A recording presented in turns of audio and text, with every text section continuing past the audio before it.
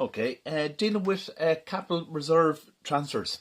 Okay, usually what happens here is at the end of a question, especially a company question, you might have directors making recommendations.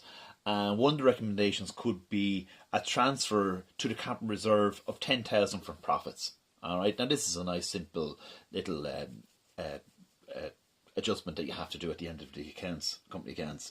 So I'm just going to pick a figure here off the top of your head then again. So you might have something like a capital reserve, and it's sitting on the balance or the trial balance at the moment of 25,000. All right. So if you look at your trial balance, you'll have that sitting down there. A capital reserve is just like savings, right? It's just maybe money just put aside by the company. Okay.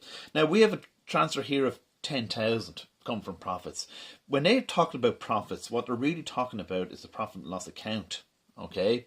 So really, at the end of your trade and profit and loss account, you're going to make what you have is a net profit, and then any dividends paid out of that will come out of it, and then you come with retained profit, and it's out of the retained profit that the capital reserve will be taken out of. Okay, so your double entry is nice and simple here. What you could do here, a little working, there's your capital reserve opened up. Then right beside it, what I would usually do is I'll draw a little profit and loss account beside it then as well.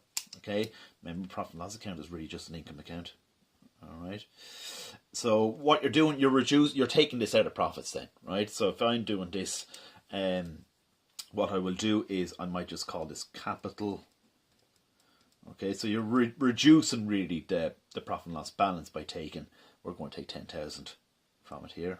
All right, and what you'll do, you'll debit your P&L and you credit your capital reserve with the same amount. I'm just going to write P&L here then.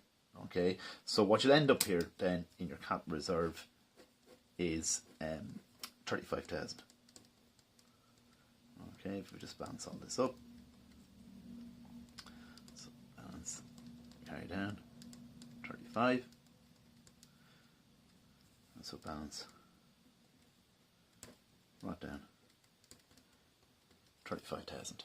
Okay, now where that will go is in your capital and reserves, the 35,000, right, will go into your capital and reserves in the balance sheet. All right, pretty much where where you have your finance by section, where the company's getting this money from. That's where that capital reserve will go. So that's how you increase it, and that's it.